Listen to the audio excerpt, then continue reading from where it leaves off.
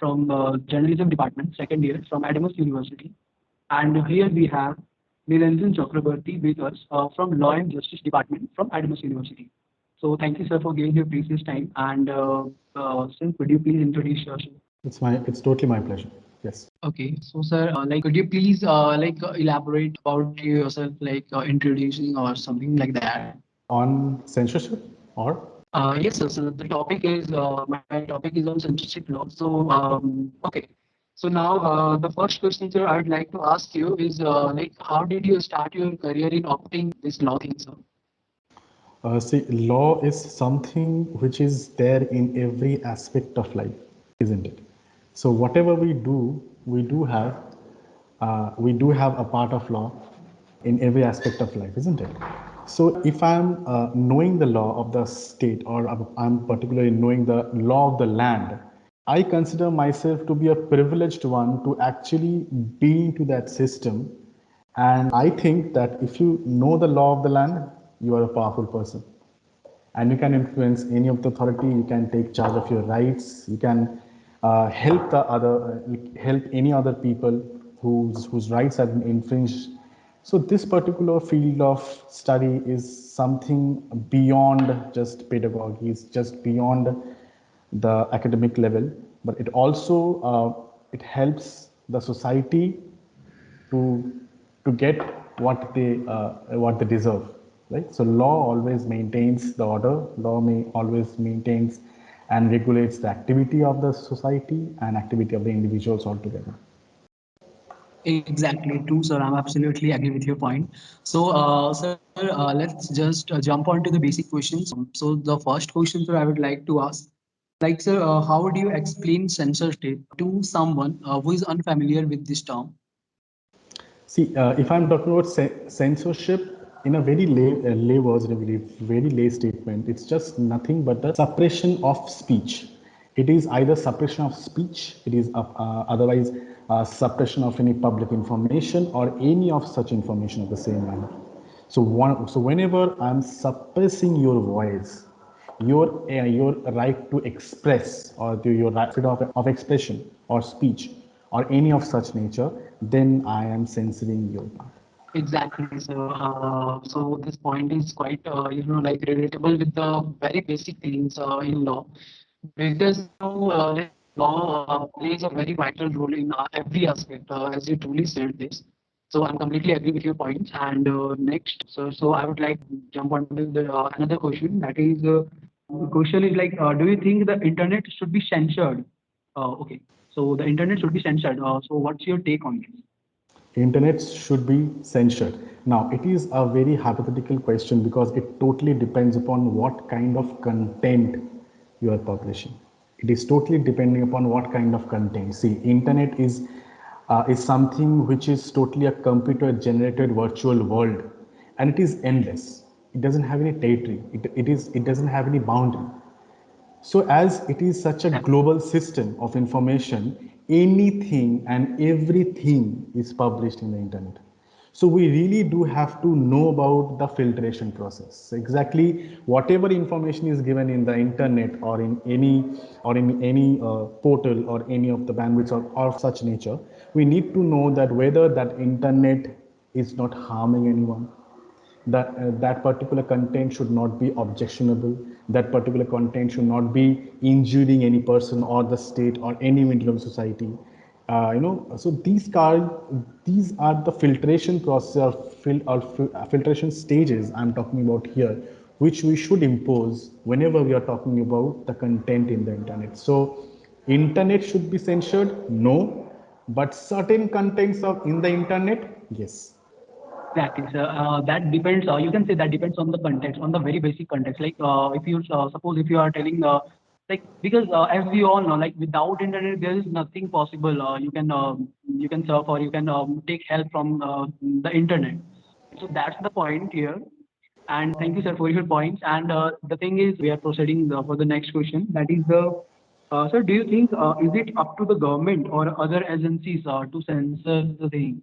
See, if I'm talking about censorship, we do have the law in IT Act which specifically gives the power to the central government and the state government to censor certain kind of content, right? Now, what they do, they directs the ISPs or internet service providers.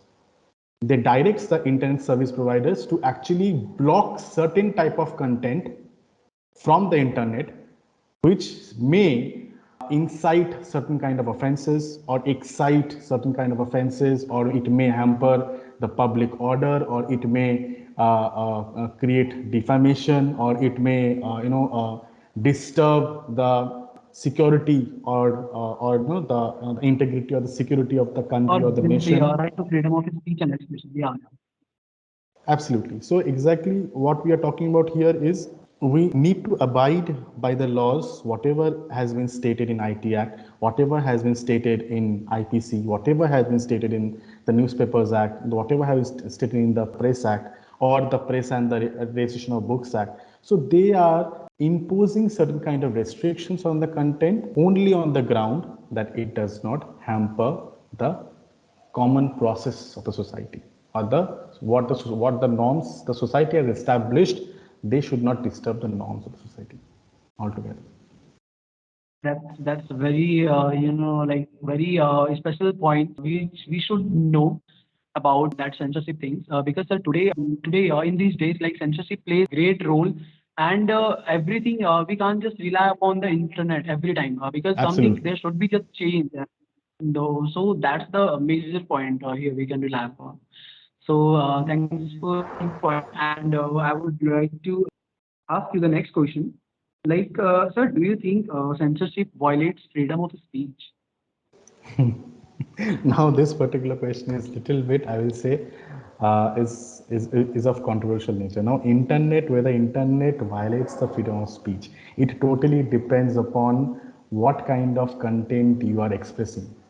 See, I being an individual, I have my freedom of speech under Article 19, Clause 1, Subclause A. If I'm talking about freedom of press, if I'm talking about freedom of individuals to express themselves properly, it depends upon exactly how you're expressing and what you're expressing. Again, the heckling test. Suppose if there are certain content which is vulgar or obscene, if I'm talking about section 292 of IPC, if I'm talking about section 294 of IPC, they talk about the central government have the power to cut off or to stop any of the content which is obscene, which is vulgar, which is lascivious.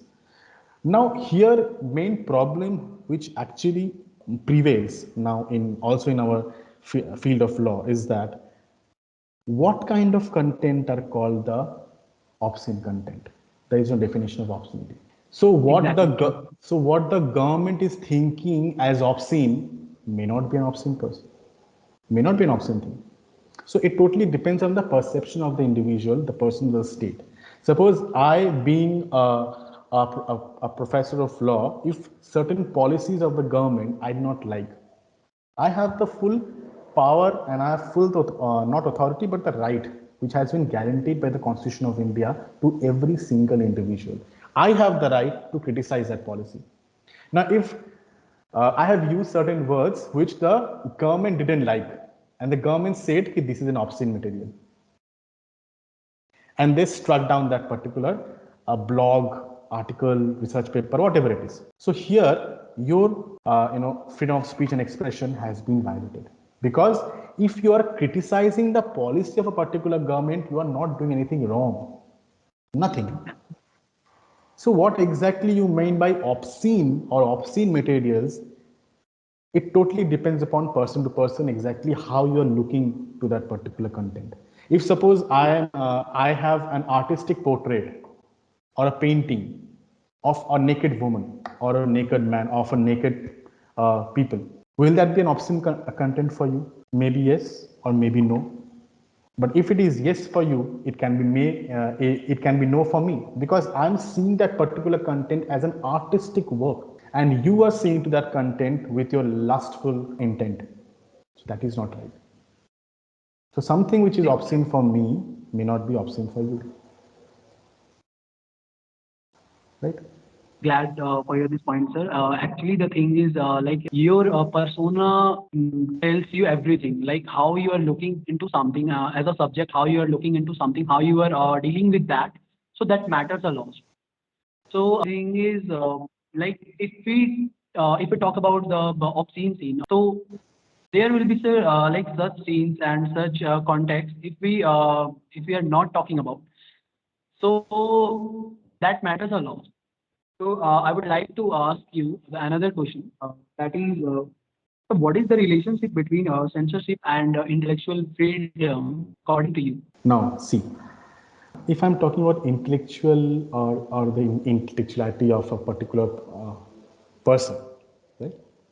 If someone asks me, ki, sir, if you want, if with what's your opinion on the part that which work or which content do you think that should not be in internet, or which content do you think that should not be censored in internet, right? ऐसा क्या content है जो तुम censored नहीं कर सकते या फिर नहीं करना चाहते in the internet?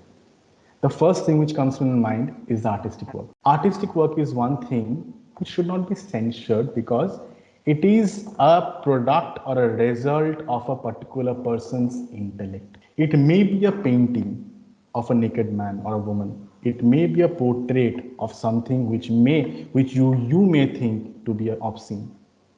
If I'm talking about the Khajuraho curvatures or the carvings in the Khajuraho temple, many people thinks that yes, those scriptures or those sculptures or those artistic works or paintings is somehow vulgar or obscene. Or many people actually do their PhD thesis on those stuff. You need to know that vulgarity and obscenity are two different parts. Vulgarity is totally unacceptable and obscenity का कोई definition नहीं है. Obscenity can be used by as an instrument by the government. True. Right. So intellectual, I so really intellectuality, agree with. so intellectuality, the intellectual property or intellectual rights. Of course, every single person have their right to express themselves and and through their artistic work, they portray themselves the best. So I'll be saying artistic work में censorship का थोड़ा सा relaxation रहना चाहिए because artistic work is something which is coming from the intellect of a particular person or an artist.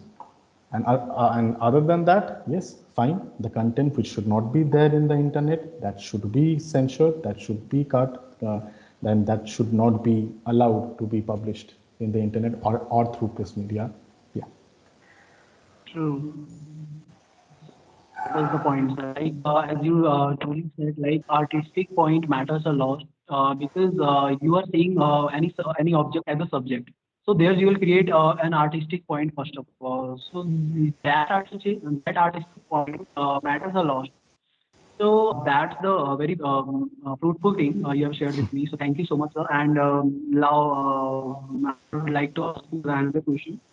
That is, so what are the most frequently censored materials according to you? The most frequently censored material, according to me. So nowadays, though, we are seeing that many of the scenes in films are being censored, right? And I really don't think what exactly are the reasons behind it. If I'm referring to a specific film called Padmavati, it is regarding or it was Padmavat afterwards. I don't. So if we are talking about the history, see, nowhere in the film it has been stated that it is totally the depiction of the history, what exactly happened. So if I'm talking about the film, it is totally a creation of a particular mind. It is coming from a particular mind. Yes, it is influenced by a particular incident of a history or a particular part of the era, but I am nowhere seeing any part of the film stating that yes, this particular film is totally on the incident of this particular part. No, history is different. And if I'm talking about the artistic work or for the entertainment purposes or films, it is totally different. अगर director अपना कुछ mind या फिर अपना कुछ story लाया ही नहीं सामने तो फिर it's not an artistic work, it's just a copy. It's just a copy of particular incident what actually happened in the True. history.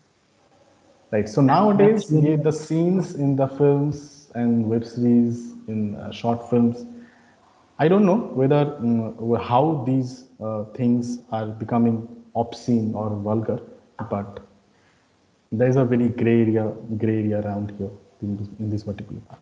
Yeah.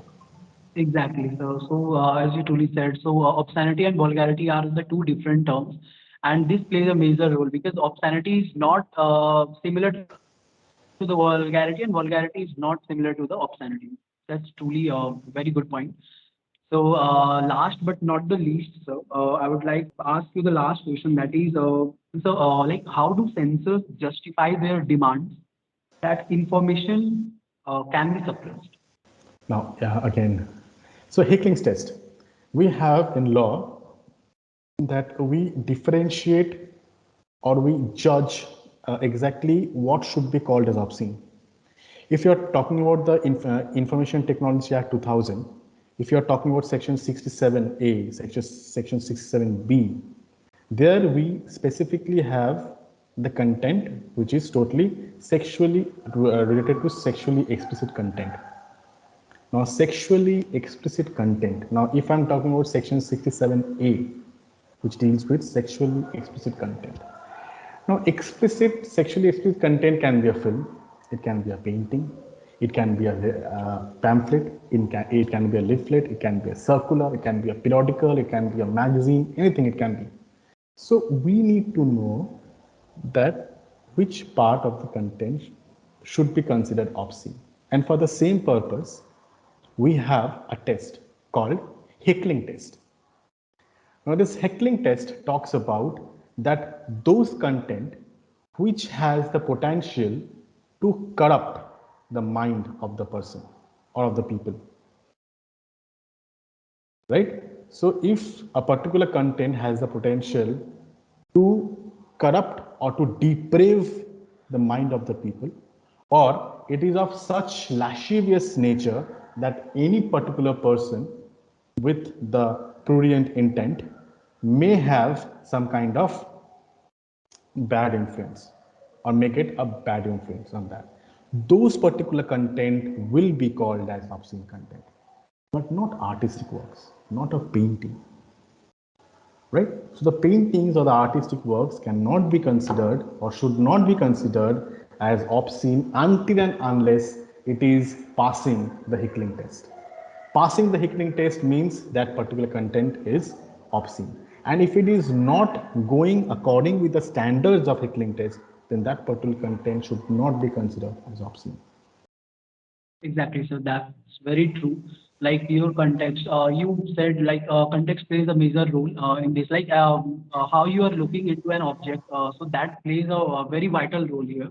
So Absolutely. that's the great point you have covered earlier. I'm really glad to hear you hear your these points, this your total points. That was it, sir. And thank you so much for your precious time, sir. Thank you so I'm much really glad. for thank you so much for inviting me into this part of the interaction session. It's really great. It's really great to talk to people who are actually dealing with the media and laws and the medias all together. Thank Thank you you, so much, sir. Avinash. Yeah. Thank you so much.